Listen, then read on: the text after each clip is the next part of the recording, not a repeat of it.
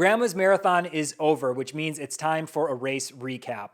I'm going to cover everything that happened on race day from before the race, the actual race, and after the race. And I'm going to talk about all the good and all the bad that happened in my third attempt at running a sub 3-hour marathon. And I'll start by just saying I did not hit that goal of the sub 3-hour marathon. I finished the race in a 3:11:28, and I believe there are a few contributing factors to my overall performance for race day, which I'll touch on really quick before I get into the actual race recap. So I believe there really are no excuses to my performance. It just wasn't my day, but there are a few things when I look back that may have affected my overall performance for Grandma's Marathon. The first being that I got a knee injury 4 weeks into my training block, which caused me to take some time off and modify my entire training plan. And then secondly, with that modified training plan, I actually missed a few of my critical workouts, which when you have a short and modified plan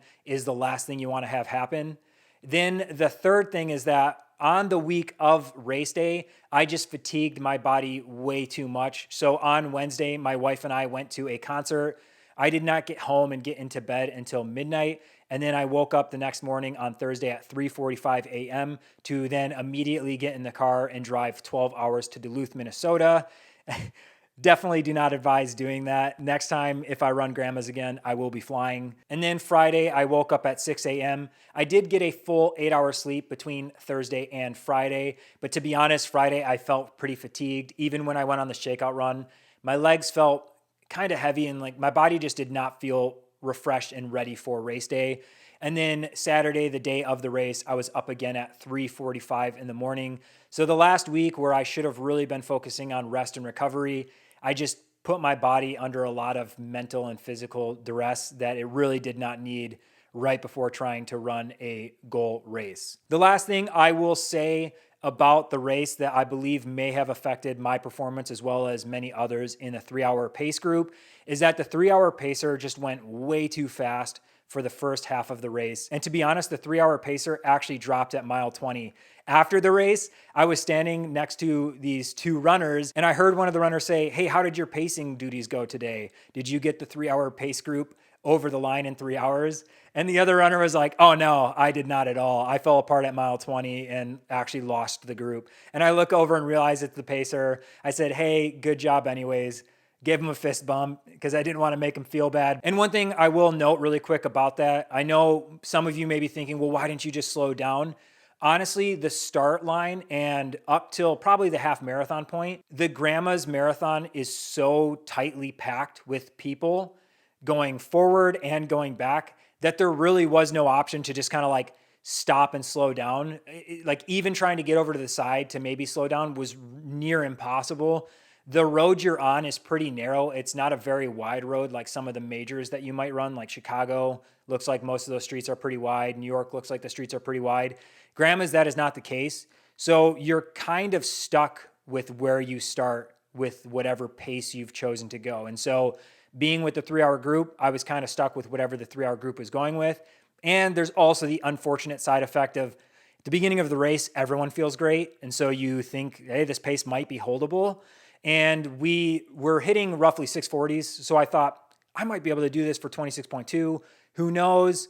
We'll just see. And I'll just hold on to the wheels fall off. So now that I've covered some of the factors that I believe contributed to my overall performance, let's get into the race recap. So since Grandma's Marathon is a point-to-point race, all racers need to ride either buses or a train to the start line. And luckily, I had a friend the day before, Adrian. Thank you, Adrian. At the shakeout run said, get on the first bus possible, like get there as early as possible. So I made sure to get over to the JCPenney, which is at the Miller Hill Mall, at 5 a.m. The bus wasn't scheduled to show up till 5:45.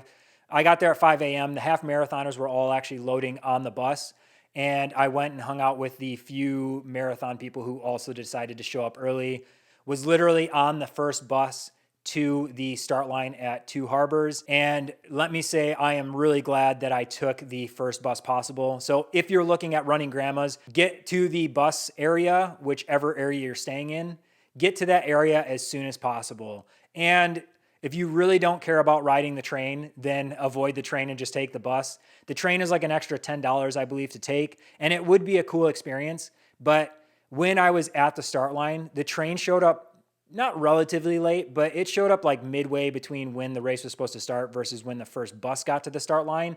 And the porta potty lines were already crazy long. So one of the primary benefits of taking the first bus or getting on one of the first buses available was that when I got to the start line, the porta potties were pretty empty. Like there wasn't a huge line yet. It was still, the wait area was still pretty like sparse. There weren't too many runners because there were other buses that had already arrived from maybe downtown Duluth or the other pickup stations.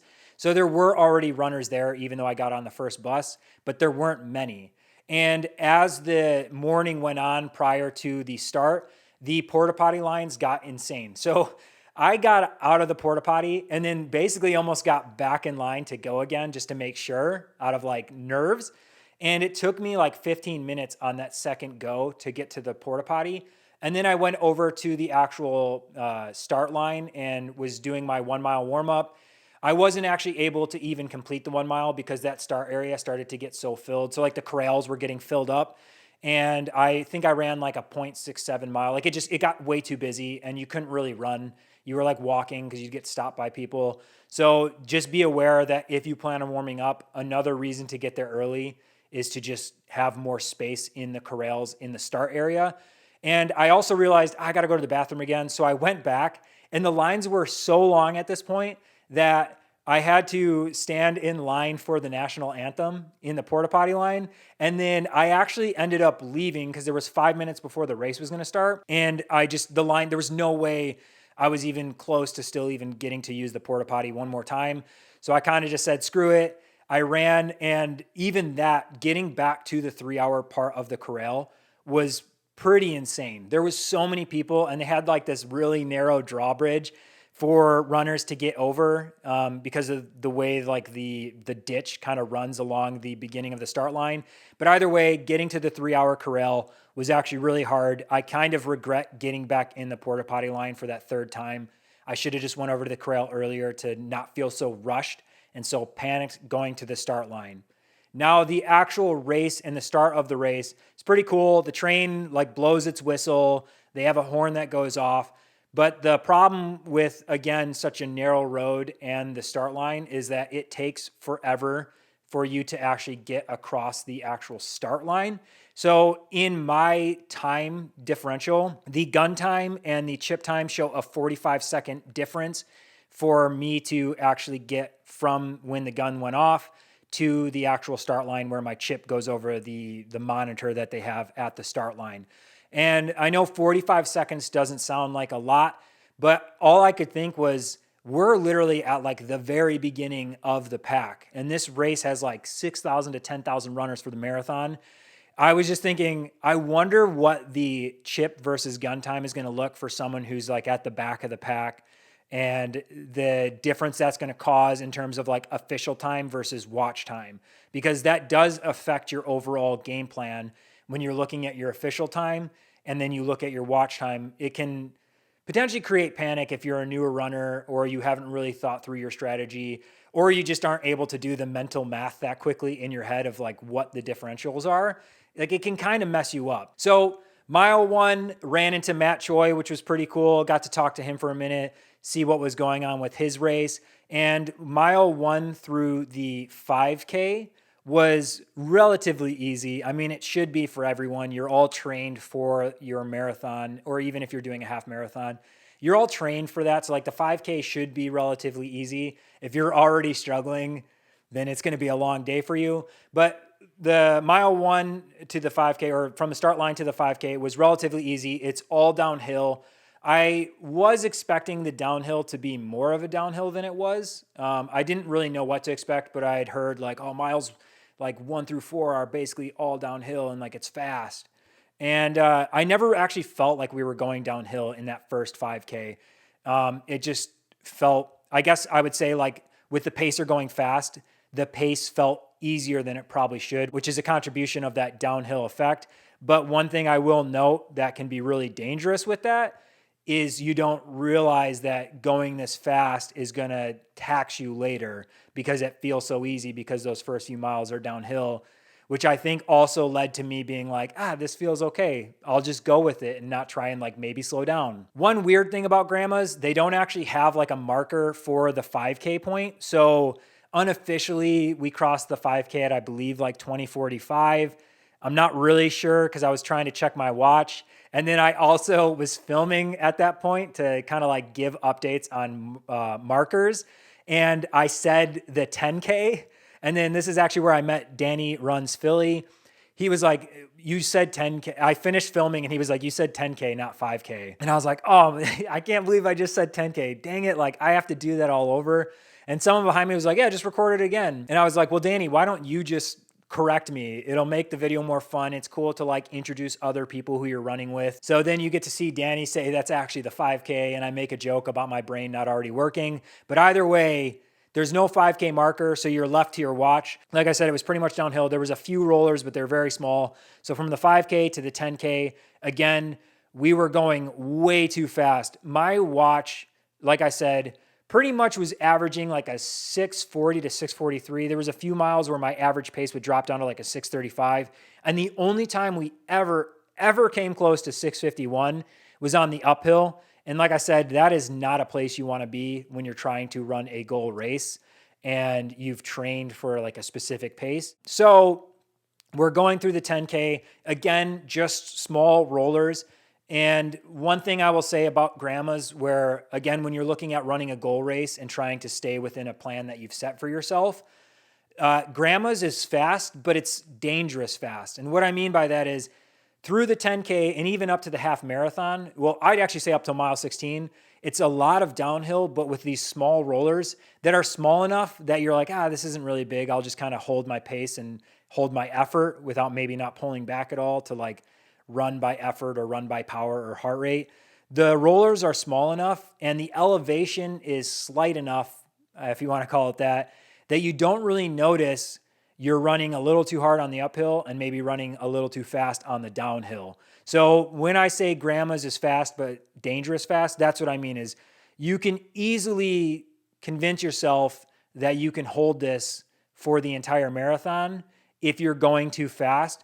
But from 16 on, the elevation gets a lot more steep, I guess, if you want to call it that.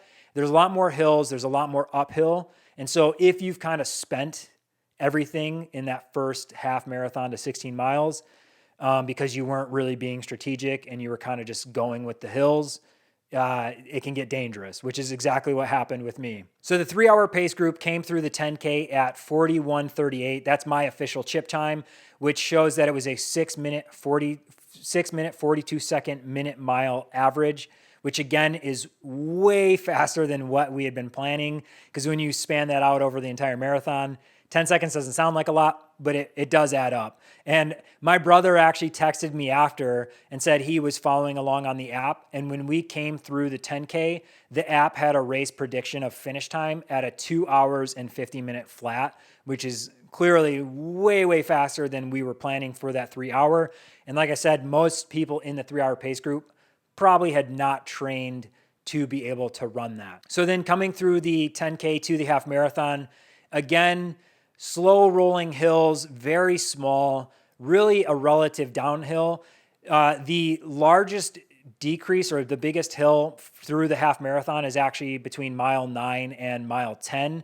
And you get a really steep like decline, so a downhill near the end of mile 10. You'll hear a lot of people say that like their mile 9 to mile 10 is the fastest mile in the entire race.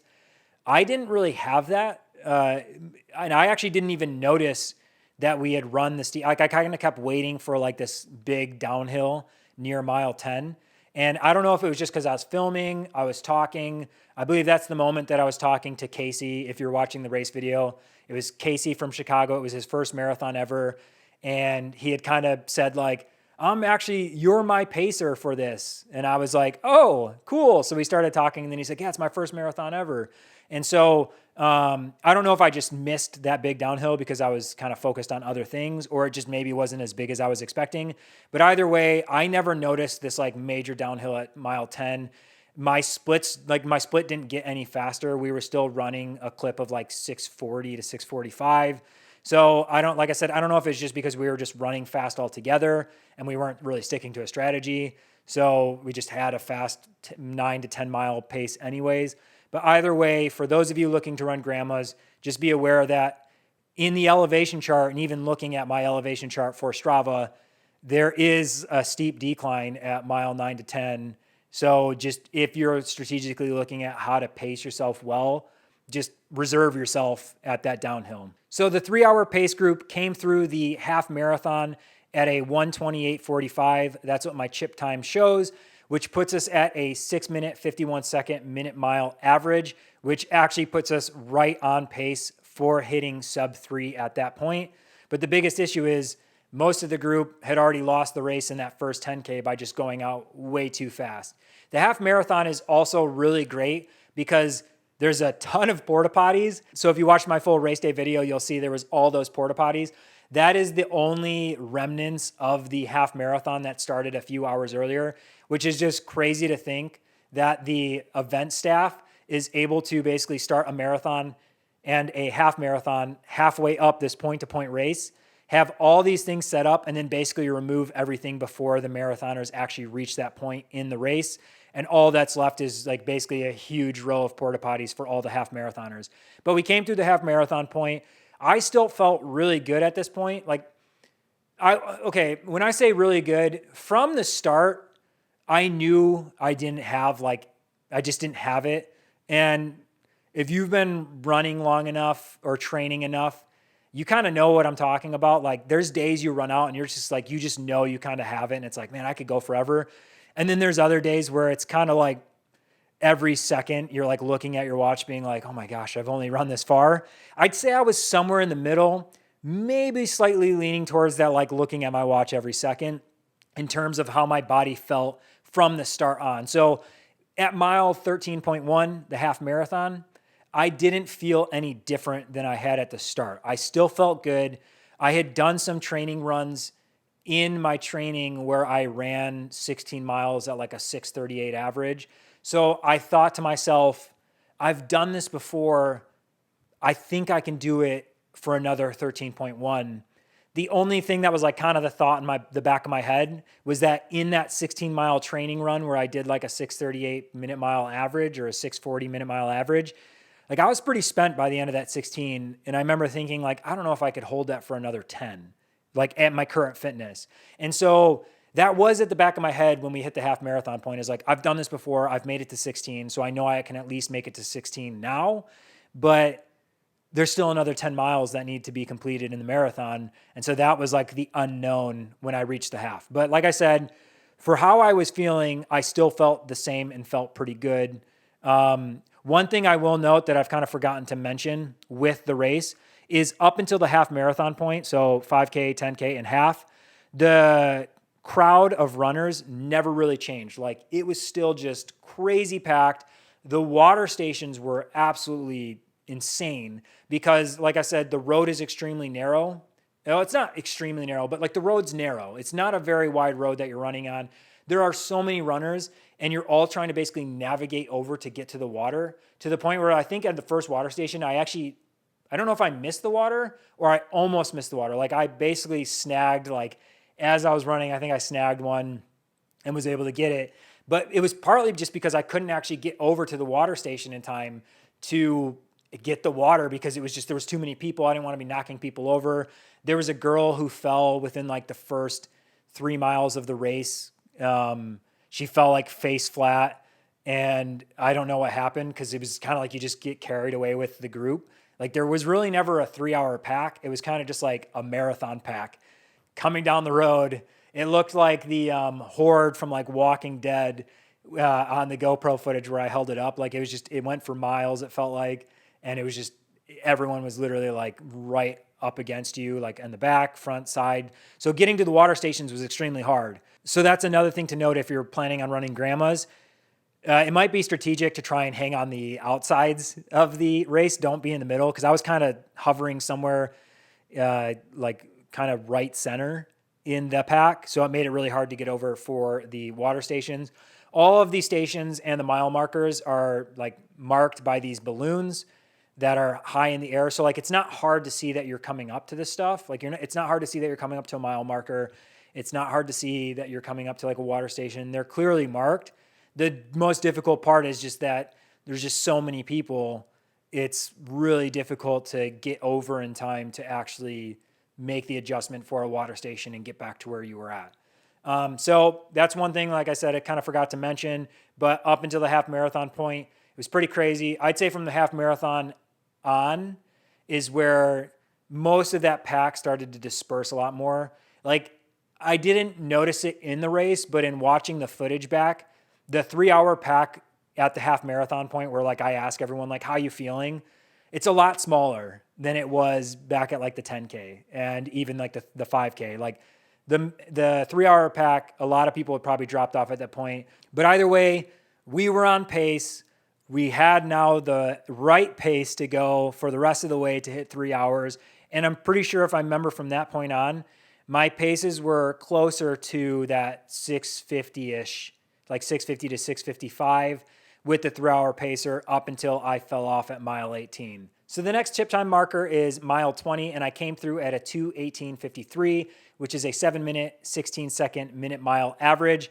But before I get into mile 20, I want to talk about the half up to mile 18 where I basically kind of fell off the pack. So like I said, when you look at the elevation chart, mile 16 is where you actually start to gain a lot of elevation. So the overall race course loses like 100 to 150 feet of elevation gain throughout the entire course, which is why everyone says like it's a net downhill, it's fast. But a lot of that net downhill actually happens in the first half marathon. And if you actually look at the back half of the marathon, there's a lot of uphill. You do get downhill with those uphills. So like there is some relief to those uphills, but like it gets a lot hillier. And the biggest hill of the race is actually at mile 22.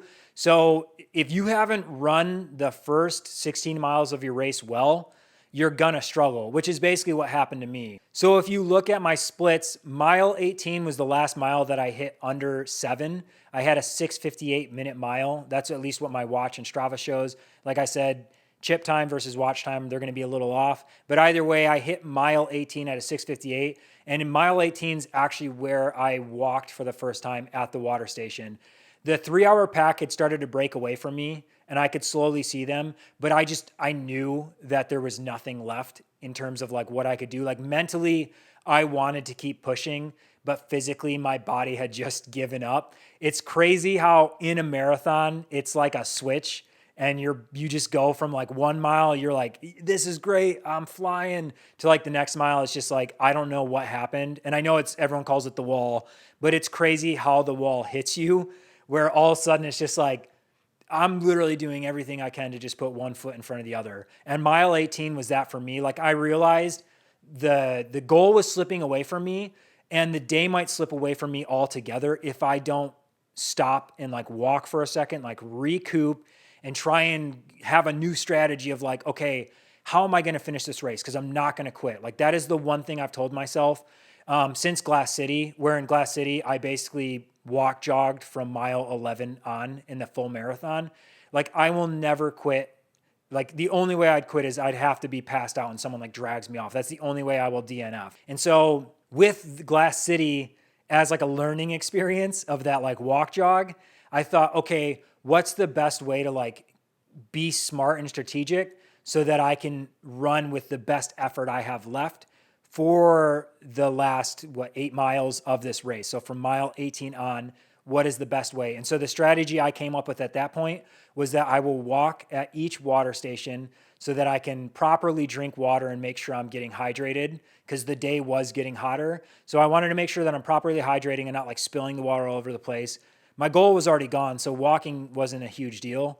And so walking to hydrate, and then between each water station, I'll run as fast as I can. So basically from mile 18 on, that was the strategy I took. And I actually think it was a really good strategy in the fact that there were some points from mile 18 on where I wanted to stop between water stations because it was like an uphill, really tired. Just, I was feeling it. Like I said, it was starting to get really hot out. But the idea of like, no, I can walk at the water station helped me be able to like mentally and physically push through any fatigue or just stress I was feeling to get to that water station. And I knew that like a water station would be coming up soon and I could get the relief of walking then. So that strategy actually helped me be able to PR the marathon, even though I missed my sub-3 goal. I do believe that strategy is what helped me PR from mile 18 on. So like I said, I hit mile 20 at a 2:18:53. And the worst part of the race in terms of like difficulty was coming up. So at mile 22, Grandma's Marathon has what is called Lemon Drop Hill. So basically it's this overpass. And the most difficult part about the overpass is one, it's the most elevation gain you will have throughout the entire race. But secondly, it can be mentally defeating, especially like in the mental state I was in where I was already really struggling. So there's a water station right before Lemon Drop Hill. So if you watch my race day video, you'll see that I mentioned like, oh, I'm drinking water right before Lemon Drop Hill, and you can kind of see it in the distance. So there's a water station right before Lemon Drop, basically at mile 22. And then you go like 0.1 miles and you're up on Lemon Drop. And they even have a sign that says like 4.1 miles to go. Congratulations, runners, or whatever it says. But either way, the hardest part about Lemon Drop is it's the most elevation gain. And as you're going up, it looks like you're at the top of the overpass. And then you get to the top and realize like the hill actually levels out and then goes back up again. And it's like, it's pretty far. Like it's not like a slow or like a short, quick, like burst up a hill.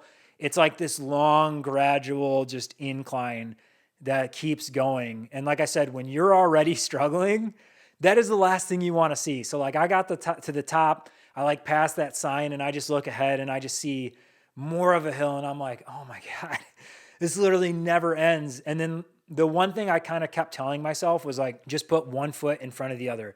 Just keep going. You've got this. There will be a water station soon. You just got to keep moving forward. Do not stop and walk for anything. So that's kind of what helped me get through that hill. But for anyone planning on running Grandma's, just be aware that mile 22, you'll pretty much, as long as the race course is set up the same way in the future years, you'll hit a water station, and then you've got, like I said, just a slow, gradual hill that kind of is two sections that's called Lemon Drop. It's mile 22. You can't miss it. And it could be the difference between you being able to PR that race or kind of hitting the wall if you haven't hit the wall already. The one nice thing is on the backside of Lemon Drop, I'm pretty sure if you look at the elevation chart, and even just from my own experience, it was pretty much downhill. So like you get a really nice downhill on the back of Lemon Drop, which is a huge relief after going up that hill. You get a really nice downhill that's just straight shot down. There's a water station. I actually, there was a really nice lady who in the video, you'll see her say like 3.1 miles. That's nothing. You've got this. And I was like, yeah, that's nothing. So like, it was great because the water station volunteers were all super encouraging, super helpful. She could probably tell I was struggling. So I think it was just her way of trying to like help encourage me and say like, hey, you've got this. You're almost there. And honestly, a lot of that really helped in that back half. So that 18 on, it really helped having people encourage. The crowds get a lot better after Lemon Drop because you're coming down into Duluth. So pretty much that the rest of the race, you have like a steady state of crowd that are really, really encouraging. Like the crowds throughout this entire race were just amazing. Even like the individuals that be at their driveway, like the crowds were just phenomenal for this race and a really good motivational booster, especially when you're, like I said, struggling like I was. So you get a great downhill, and I'm pretty sure the rest of the race is pretty much downhill or flat. There might be like one little uphill you kind of do, but to be honest, I didn't even notice it.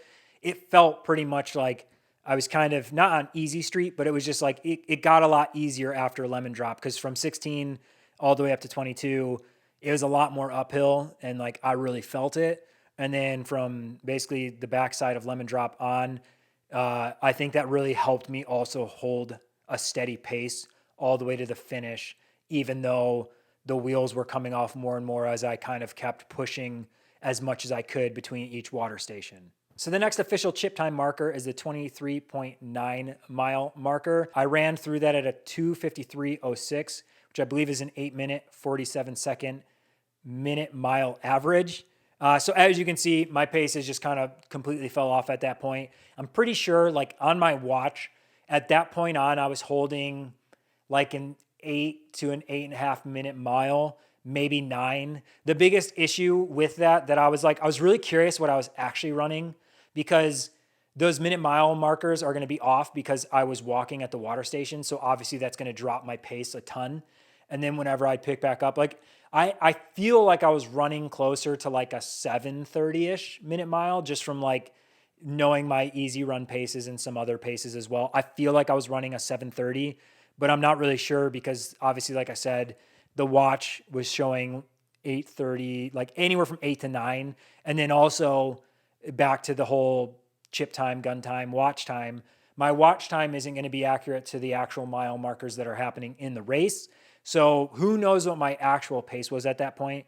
But either way, the official pace was like an 8:46. So as you can see, my pace has really dropped off. Again, I stuck with that strategy of water station, walking, and then just running as hard as I could and just giving my best effort from, like I said, 23.9, which is this chip time marker I'm talking about, on that downhill. Even if I wasn't feeling it, it still, I think, was helping push me to help hold that like 8 to 9 minute mile pace. So the last part of coming into the marathon, I'll talk from 23.9 on, because the next mile chip time marker from the official site is the finish line. So when you come in to Duluth, like I said, it's downhill. You'll pass like Duluth Running Co. and you'll come into the actual city, and then you take a left-hand turn and there's like a really steep downhill.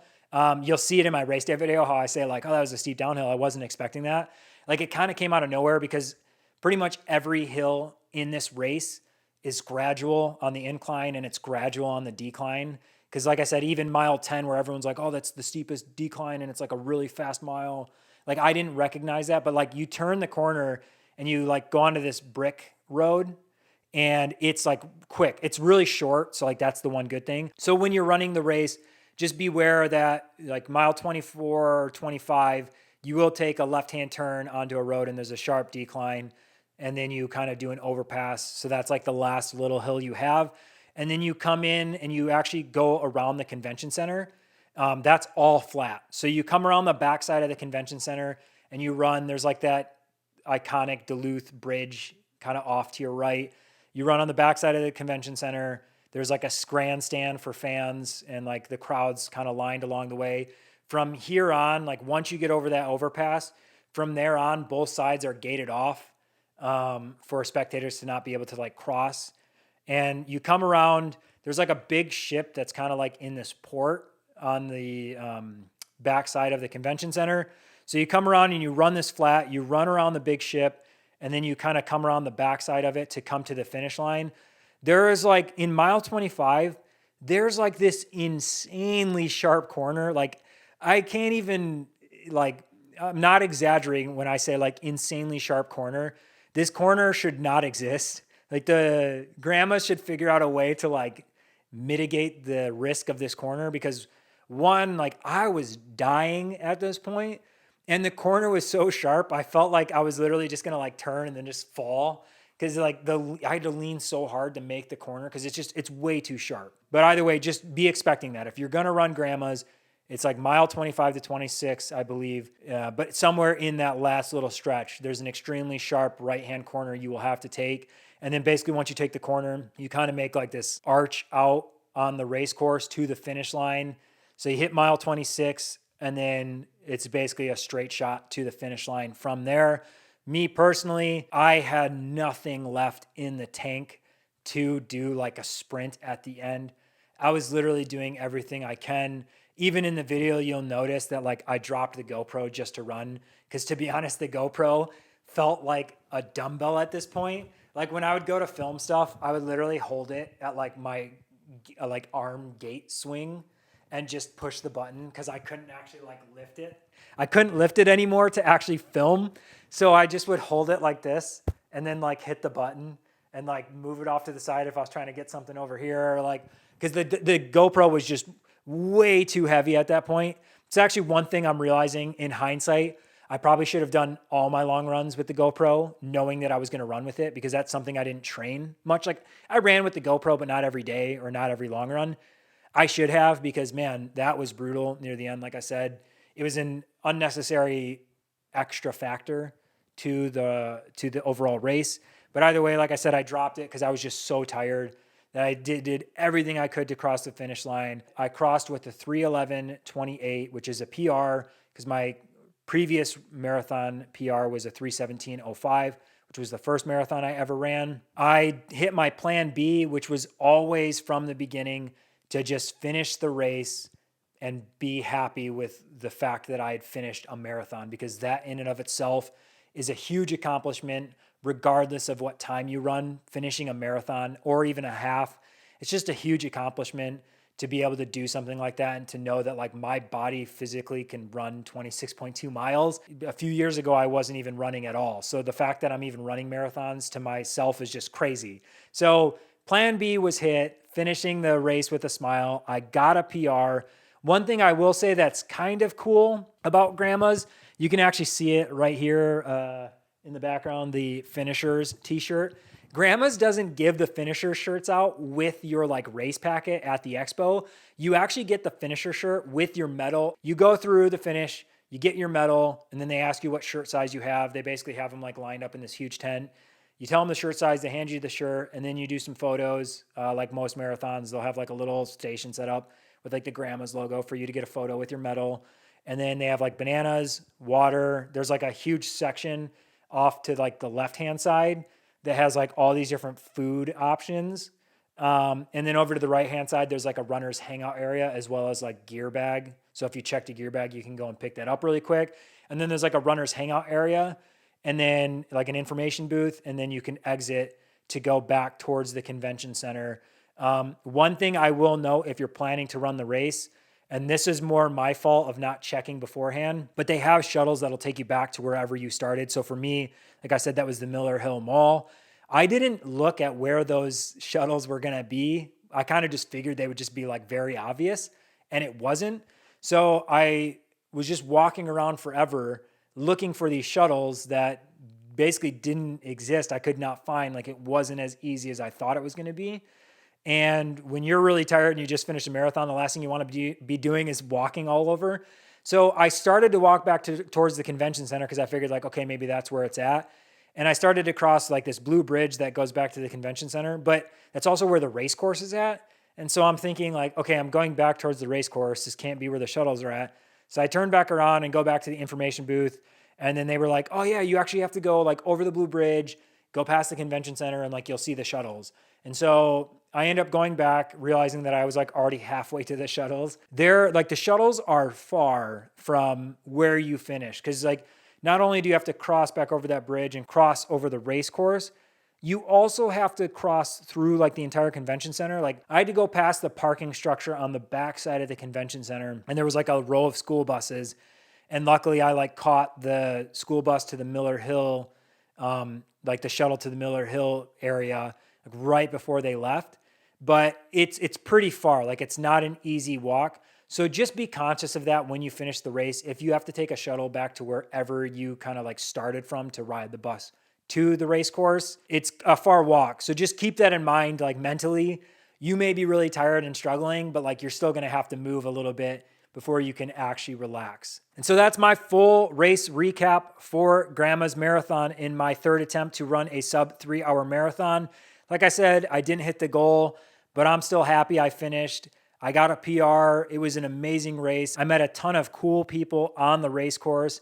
The race course was amazing. The race event was amazing. All the staff, the volunteers, like I just want to say thank you to everyone who helped put this event on, because it was a fantastic race. And if you're thinking about running Grandma's Marathon, just do it. It's an amazing race and you will not regret it.